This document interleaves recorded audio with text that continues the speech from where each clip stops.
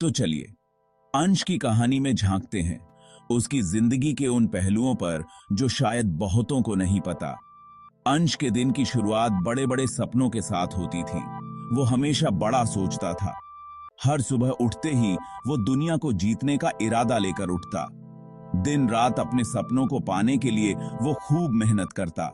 लेकिन जिंदगी भी अजीब खेल खेलती, उसकी मेहनत पर पानी फेर देती।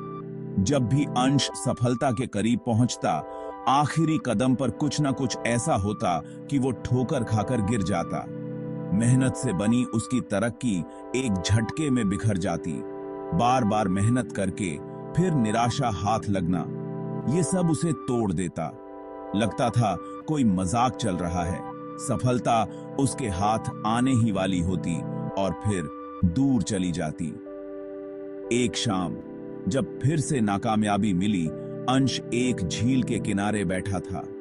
उसका दिल भारी था, निराशा से भरा पड़ा था।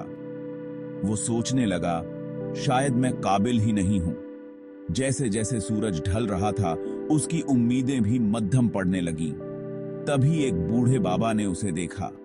अंश को उदास देखकर वो उसके पास आए और बैठ गए। बूढ़े बाबा ने पूछा, बेटा क्या हुआ, इतने परेशान क्यों हो? अंश ने एक गहरी सांस ली और बोला, मैं कितनी भी कोशिश कर लूं, जब सफलता पास आती है तब मैं ही फिसल जाता हूं।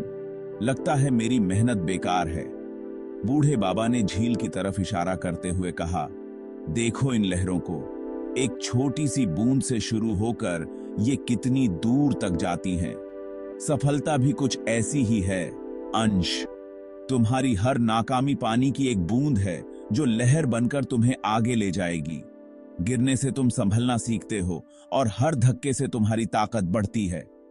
अंश ने थोड़ा उलझ कर कहा, लेकिन मुझे तो लगता है मैं बस गिरता ही जा रहा हूं। बूढ़े बाबा मुस्कुराए और बोले, क्योंकि तुम अभी भी आगे बढ़ रहे हो। चिंता तो तब करो जब तुम गिरना बंद कर दो, क्योंकि इसका मतलब होगा कि तुमने कोशिश करना ही छोड़ दिया है। अंश ने ध्यान से लहरों को देखा और धीरे धीरे उसकी समझ में बात आने लगी।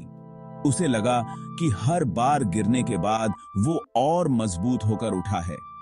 सफलता तो बस मंजिल तक पहुंचना नहीं, बल्कि बार बार गिरकर भी उठने का हौसला है। एक नई ऊर्जा और मकसद के साथ अंश उठ खड़ा हुआ। उसे यकीन हो गया था कि उसका वक्त भी आएगा, क्योंकि वो कोशिश करना कभी नहीं छोड़ेगा। उसकी मेहनत की लहरें फैल रही थीं।